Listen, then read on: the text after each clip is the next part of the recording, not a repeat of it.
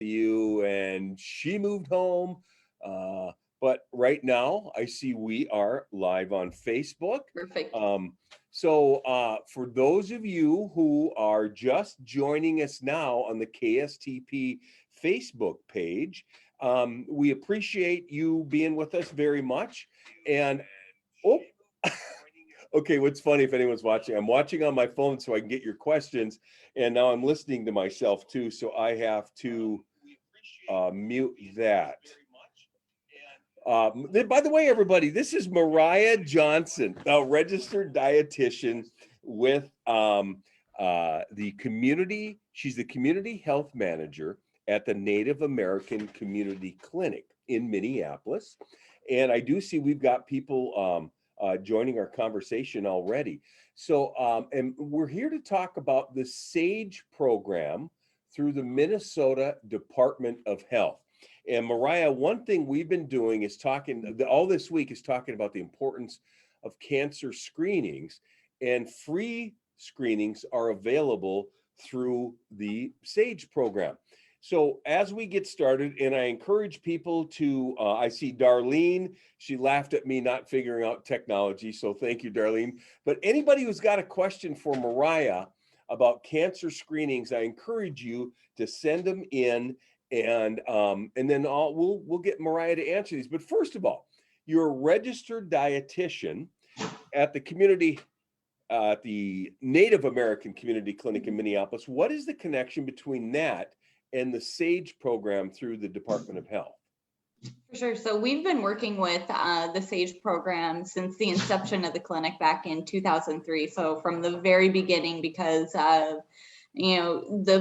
it's paramount. It's a cornerstone piece of primary care is cancer screening and prevention. So that's really where our partnership is really deeply rooted with the SAGE program. Is like I said, we are a primary care clinic, so it is our responsibility to be first and foremost with educating and helping navigate and lead patients, and in this case ladies, to completed screenings. And particularly with the SAGE program, we work with the breast and cervical cancer screening. And so myself personally, I've worked with the SAGE program for about 6.5 years, ever since I've been at the clinic. And so I feel like I've got a pretty good handle on the SAGE program and how great of a program it is. It really is an asset to women across the state of Minnesota. Explain how the program works. How does SAGE work? Who qualifies? That kind of thing. Yeah, so those that qualify, our primary target is those ladies, in this case ladies, who are uninsured, but they also have room for those that maybe are underinsured. So underinsured could be something like some sort of insurance where there's a really high copay, or some of those big spend downs to where it's just really unrealistic for them to fork over that money up front to pay for breast and cervical cancer screening. Another example could be, a woman who has Medicare and she doesn't have any sort of secondary coverage. The SAGE program has been really, really advantageous for us and the ladies that we serve for that purpose alone.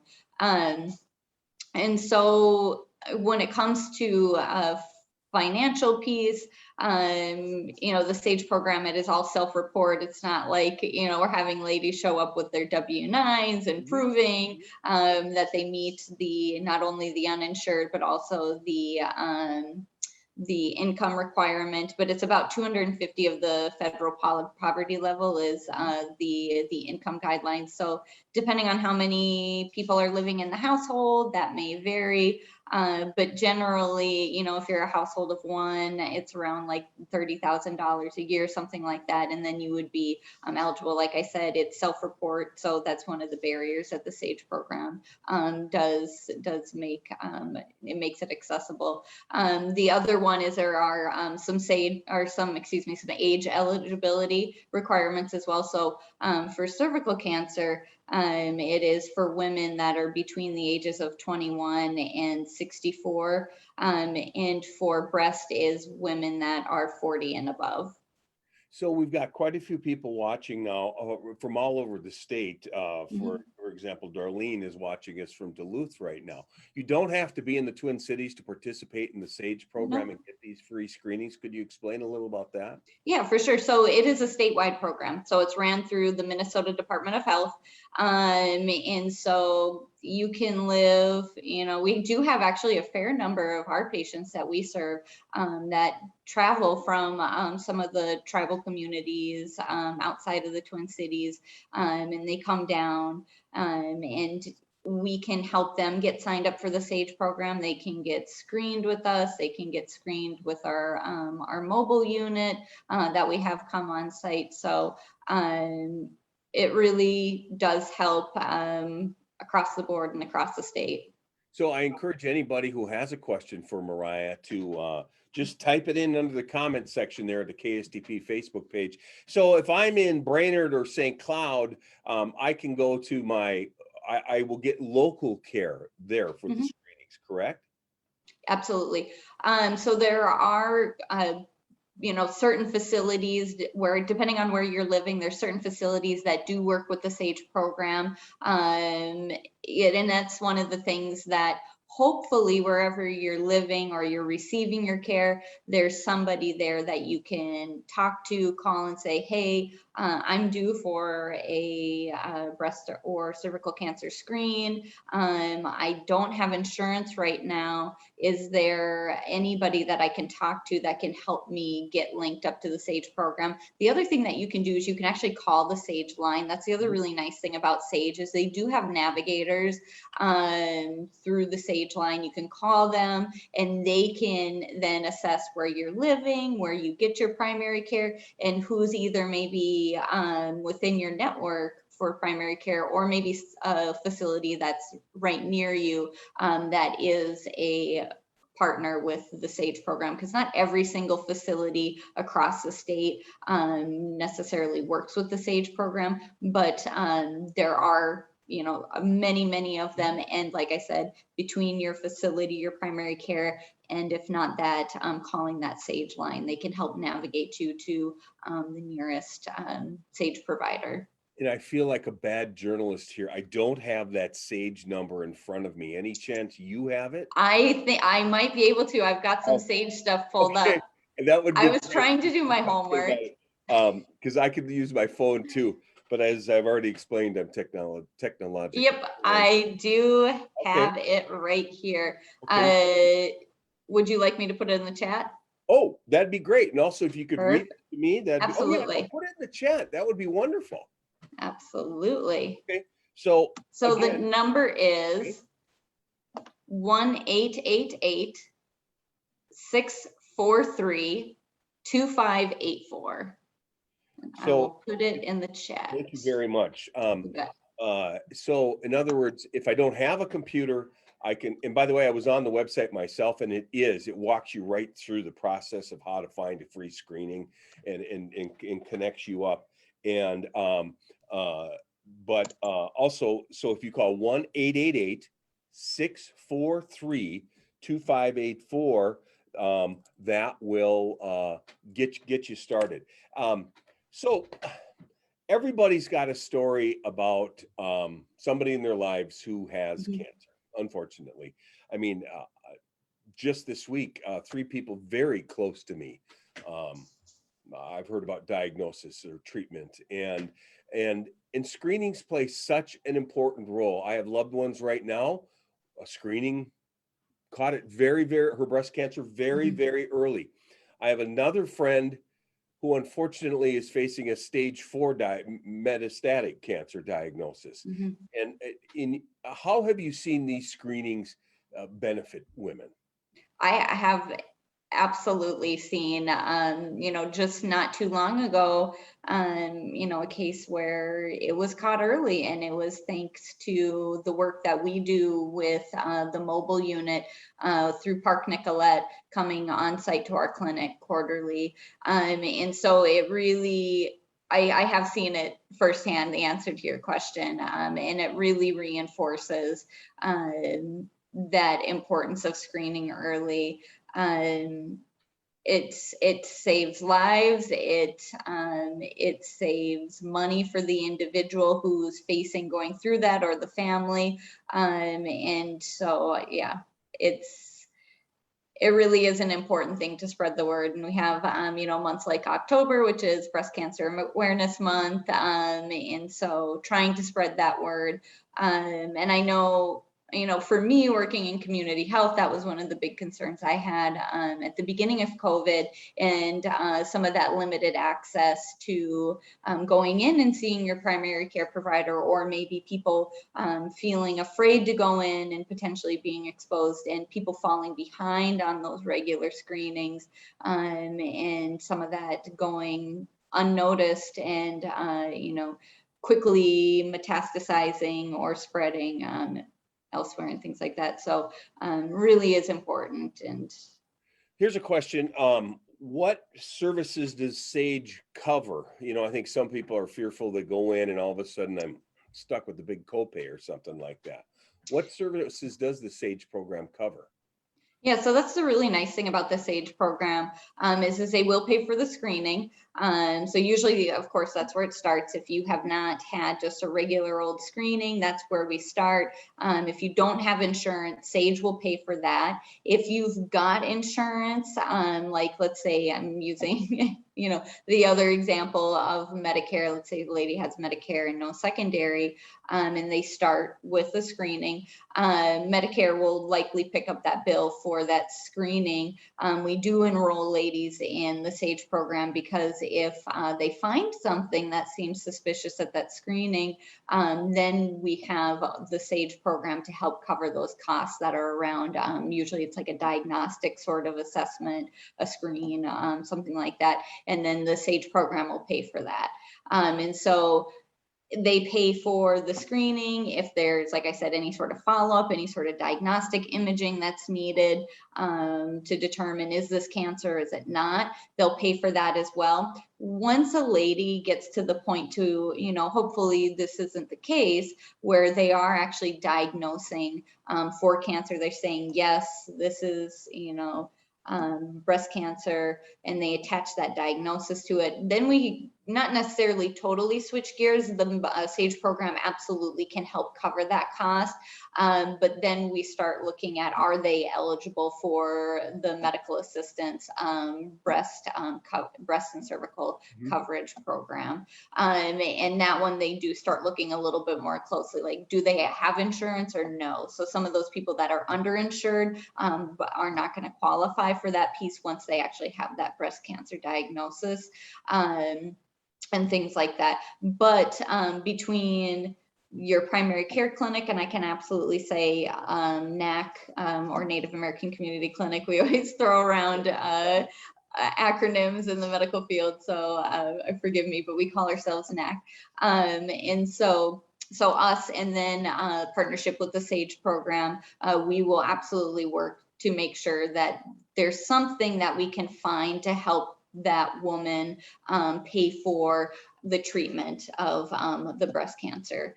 Maybe it means, between us and the SAGE program, looking to see what sort of patient assistance programs there are through a healthcare system or something like that. We're not obviously going to leave a lady hanging, and we're going to do the best we can to find some sort of coverage, some sort of resources out there to help pay for the treatment of that breast cancer if they don't qualify for the medical assistance breast and cervical program. If you're just joining us on this live event on Conversations on Cancer on the KSTP Facebook page, we're speaking with, Moriah Johnson with the Native American Community Clinic in Minneapolis, and she's helping us learn about the SAGE program through the Minnesota Department of Health, how you navigate it.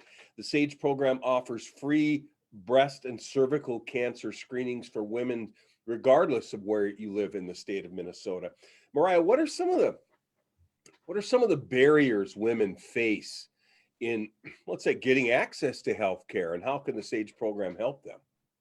Yeah, we definitely are familiar with some of those barriers. One of the purposes of clinics like ours is to try to reduce those barriers. And one of them right out the gate is health insurance. It's a huge barrier. And so obviously SAGE plays a huge role in reducing that barrier and helping with that insurance coverage piece.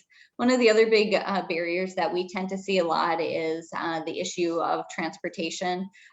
Even though we're located in Minneapolis in a metropolitan area, a lot of the folks that we serve, maybe it's not easy to get transportation to one of the healthcare systems outside of, the immediate area where they're living. And so between us, we have a transportation service that can give ladies rides to the clinic for cervical cancer screen or our mobile mammography units. And then outside of that, I know the SAGE program does have transportation available to provide rides for women to any sort of diagnostic service or screening service if they're getting it at one of the other healthcare systems. And like I said, you just have to call that line. They have the navigators that can help get the transportation squared away as well. Darlene has a question. In your experience, is breast cancer actually hereditary? Because her grandma's sisters, 4 of them had cancer, and both her sisters had cancer, and then her mom had cancer in her organs. Is it hereditary? And if It absolutely is. This is all about family history, what we're talking about. Yeah. And if I have a family history, big red flag, I should get screened, right? Absolutely. So we always talk about in preventative health and community health, there's risk factors that you can control. There's risk factors that you can't control. So there's, with a lot of those sort of conditions, cancers included, there's some things you can control. You can eat healthfully, you can live an active lifestyle, you cannot smoke, you can, watch your alcohol intake. Those are going to play huge roles in your risk and whether or not you, receive a cancer diagnosis at some point in your life. But there's some things that you can't control.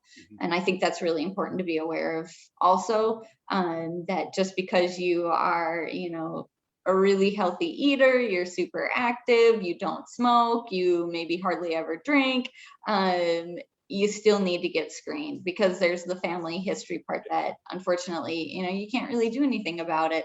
And the only way to know is to go in and to get screened. And we do make exceptions, and I know the SAGE program makes exceptions as well. And probably I would say it's the same for other insurance. If you do have insurance, if you have a really strong family history, particularly I can speak for breast cancer. Like let's say I had, my mom was diagnosed with breast cancer at the age of 39. Then the recommendation then would be for me to start screening at the age of 29. They say 10 years prior to when that immediate family member was diagnosed. And so, and like I said, SAGE program will pay for the screening in those cases. I believe most insurances would as well, but it is your immediate family member. So your mom, your grandmother, or your sister. Aunts don't necessarily count as that immediate family member. But so they're recognizing that huge hereditary risk and are, for good reason, paying for screening even before the age of 40 if that immediate family member was diagnosed before the age of 40. Moriah, I have a question, and I think I know April is just joining our conversation. And for those who are just joining, we're talking with Moriah Johnson, the community health manager at the Native American Clinic in Minneapolis. And April's question says, does one need to be Native? What does Native in this discussion mean? Every Minnesotan is eligible for the SAGE program, correct? Absolutely. Yep, absolutely. And for our clinic, we're located right in South Minneapolis. And so our primary population that we serve is the urban Native American population. And so you don't necessarily have to be Native to come to our clinic, but given the community where our clinic is located, that is the primary population that we aim to serve. And a lot of it is, we really want to make sure we're trying to address some of those health disparities, and cancer is absolutely one of those that we see with our community, it being much higher rates. Yeah. So. And April, thank you for the question. And we're speaking with Moriah because as the health manager at the clinic in Minneapolis, she's an expert in how to navigate the SAGE system. And so that's why we wanted to talk to her tonight. And she says that the website, if you just search SAGE, Minnesota Department of Health, and the toll-free number is 1-888-643-2584. They will navigate you through the process to get a free health screening, regardless of where you live in the state of Minnesota. Correct, Moriah? Yep. Another question, any foods, you're a registered dietitian, any foods that are good for fighting off cancer? No, for sure. One of the biggest things is, it sounds kind of trite. You hear it all the time. You see it all the time, but really truly eat a variety of foods. That is one of your best defenses. And a variety means is that you're getting a little bit of everything you need. And so some of the other big things that I would highlight is the really vibrant fruits and vegetables, the stuff that's got, really rich, super saturated color. So like something like beets or, the bright sort of colors like that. Berries tend to be some other really good classic examples. And the reason is because they're really rich in antioxidants. I feel like with accessibility to information, most people have probably heard of antioxidants or have seen it playing on TV or had some sort of something pop up on Facebook or something about it. And so they can help fight some precancerous precursors. Really? And so those are some of the big things that I would really watch out for, is the really vibrant, colorful fruits and vegetables. And fiber is a really, really important one. I know we're talking mainly about breast and cervical cancer. For colon cancer, eating adequate fiber is one of the really, really important things for the prevention of that. And in general, just having a healthy weight is a really big indicator. Like I said, there are certainly some risk factors that you can control. There's some that you can't. One of them, of course, that you can control is, being at a healthy weight and just eating a generally healthy diet and engaging in physical activity. We do tend to see those that maybe are carrying a little bit of extra weight, the incidence of breast cancer does tend to go up in those cases. So that's something to keep in mind as well. Moriah, April responded and she says, thank you for your response. Excellent program. She will refer her non-insured patients needing the screenings to the SAGE program. And this was exactly our goal tonight, to raise awareness about the SAGE program and what it can do for women in the state of Minnesota. So a win for us there tonight on that one. Let's talk about walk us through a breast cancer screening. What's involved with that for somebody who may not have had one before? Yeah, so I can use the incidence of our mobile unit and kind of how that flows. And so usually the ladies come on, we have the mobile unit set up outside, which has been, really convenient, especially in times of COVID. I know it's definitely been a barrier reducer and a fear reducer for a lot of women, having that outside. So that way they're not, waiting in a lobby with a lot of people, potentially sick people and things like that. And so they come on site, they get checked in. We're generally able to get the ladies out on the bus right away. And once they're on the bus, the actual exam takes only about, 10 minutes, maybe 15 minutes. And that also includes, getting undressed, getting dressed again. And so it really is very quick and easy. And then after they receive their mammogram, results generally get to the ladies between 1 and 2 weeks. And we do kind of tend to say, no news is good news, but certainly we encourage ladies to call if they have any questions about their results or things like that. And oftentimes they'll hear from us and Park Nicollet, who provides the mobile screening. And by the way, when you say get on the bus, you're talking, that's the mobile clinic where the screenings take place. Yep. What a cervical cancer screening. Walk us through that. What's that involve? So the cervical cancer screen, we recommend ladies to get starting at the age of 21. If you're between the ages of 21 and 29, it's a little bit different than if you're 30 and above. And the difference there is once you're 30 and above, we start screening for HPV, so human papillomavirus.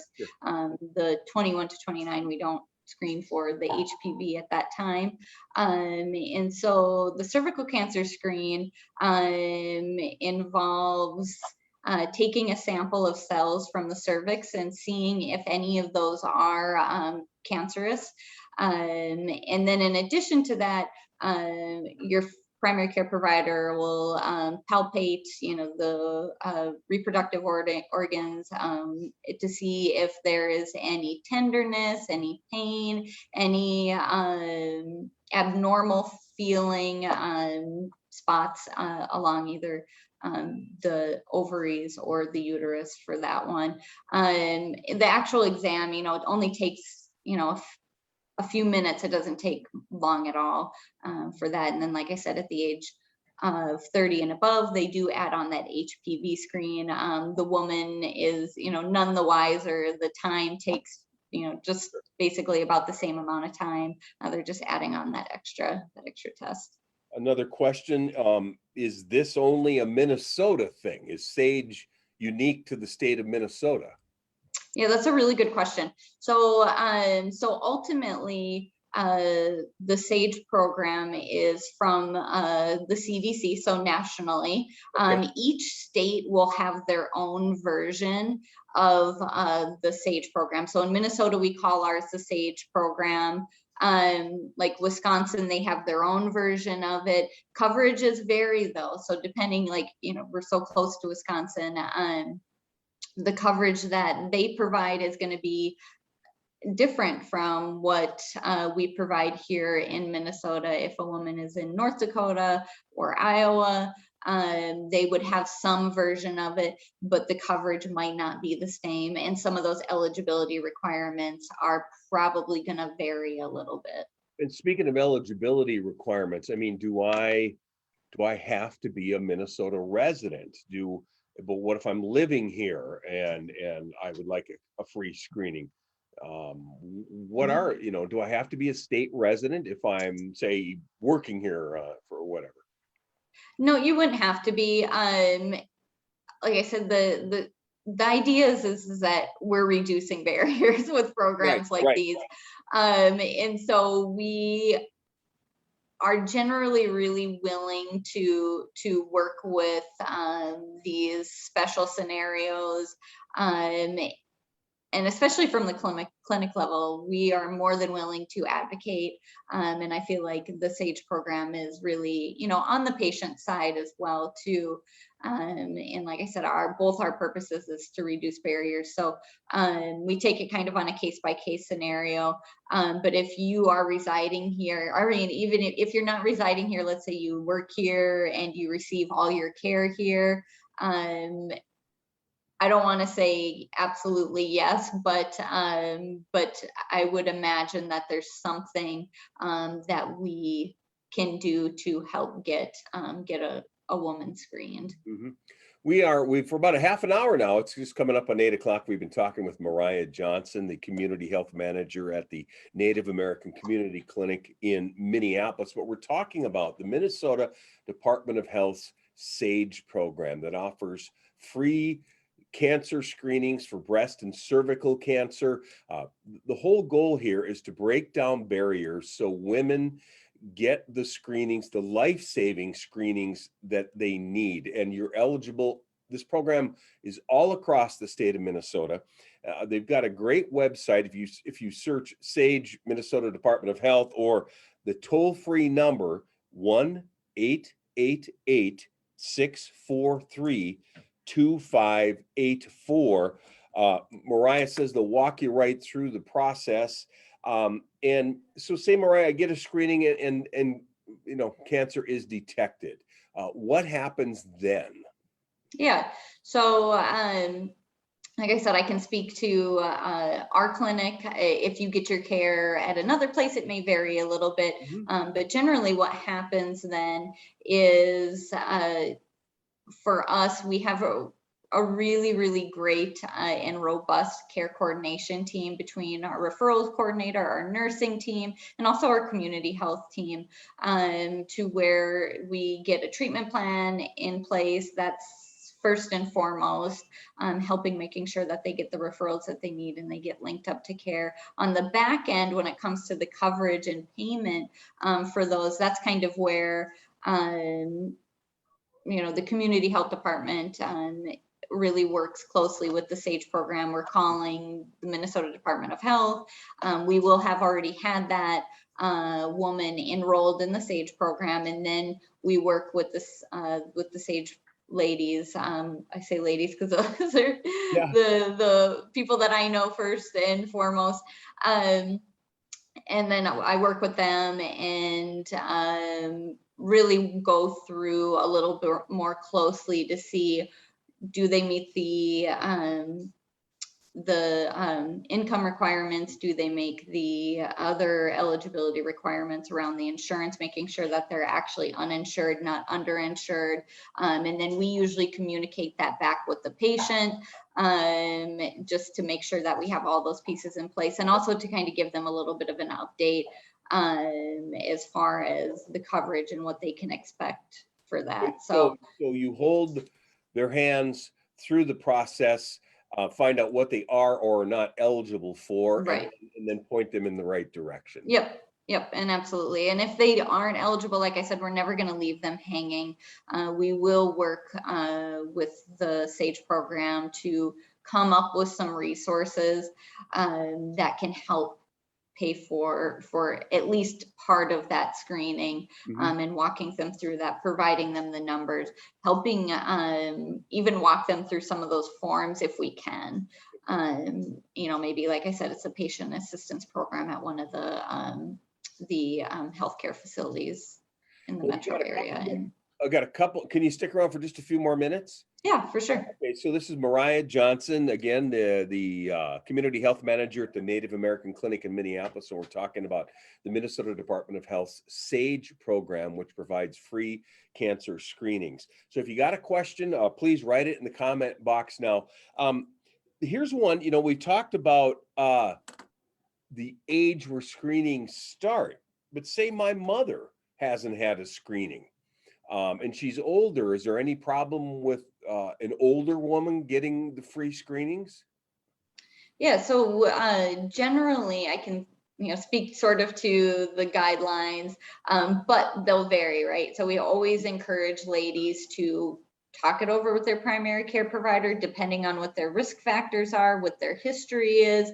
It may vary, but generally the SAGE program for cervical will cover ladies up until the age of 64. So, if you've got a woman in your life that is over the age of 64, there might not be coverage through the SAGE program, but at that point, hopefully they should have at least Medicare to help cover the costs of at least that screening piece for the cervical cancer, and then encouraging them to go in for a primary care visit and talking over some of those risk factors and screening timeline with them to see, should I get screened? Am I okay? And things like that. for breast, generally the recommendation is to screen up until the age of 74. Anything beyond that, once again, is going to come down to the individual's risk factors, their history, and talking it over with, once again, their primary care provider, and seeing what makes sense for them and their risk factors for a screening. How about, no more questions right now, but we do have many people watching and listening. Give us what would your final words be to a woman who may be watching now, or maybe if somebody has a loved one in their life that they would like to get a screening? Give us a little pep talk here about why these screenings are a great opportunity and how important they are, if you would, Moriah. Like we were mentioning earlier on in our conversation, just even this year alone, I've seen, cases of where the early detection pays off. Working in healthcare, it really puts it into perspective because you get to actually see it firsthand. And like you had said too, there's people that even just, I think you said this week, there's multiple people in your life that you knew that, have been working through with a cancer diagnosis. So I feel like it's touched so many of us in at least some way, maybe it's personally, professionally, that I feel like people, that's the best motivator, is something that's close to them. And so that would be my pep talk, is to, stop and think for a second, who is near and dear to you that has had to interface with cancer, and using that as a motivator, because oftentimes I feel like that's the most powerful motivator, is the ones that we love and care about, and thinking about that. Sometimes we don't so much, I hate to say it, like care about ourselves as much as we care about those that are near and dear to us. So sometimes looking to those that are around us can be the biggest motivator. And maybe that motivates an individual in that they want to be around long enough to take care of those that they love. So once again, I think using that as a motivator and looking at the ones that you love and care about to get you to take care of yourself, I find that to be a really powerful motivator. So. Well, Moriah, we appreciate your time so much. We've been talking with Moriah Johnson, the community health manager at the Native American Community Clinic in Minneapolis. We're talking about the SAGE program, free cancer screenings. Moriah, we've learned a lot tonight. And for those of you who are watching, I encourage you to join us again next Thursday at 7:30 on the KSTP Facebook page for another conversation on cancer. It's a great opportunity to take advantage of the expertise of somebody like Moriah, who knows the SAGE program in and out. There'll be another topic next week. I must say, I'm not sure exactly what that topic is now, but these are very valuable resources. And we appreciate everybody who's been joining us live, watching and submitting questions. And Moriah, we're very, very grateful for you giving us your time tonight. So thank you very much. I encourage everybody to check out the SAGE website again, or call the number 1-888-643-2584 to get a free cancer screening. I'll see everybody tonight at 9 o'clock on 45 TV and at 10 o'clock on Channel 5 for Nightcast. Anything else you want to say, Moriah? Nothing else to add. I just want to thank you for carving out the time for bringing such an important topic to everybody. So once again, thank you guys for being also invested in this important work that we're all doing. Yeah. So everybody watching right now, get those screenings, and there's really no barrier at all, as Moriah has told us. So Moriah, thank you. Good night to everybody watching right now. And we're going to sign off and end this tonight's version of Conversations on Cancer. Thank you, Moriah, very much. Thank you, guys. Have a good night. Everybody. Bye-bye.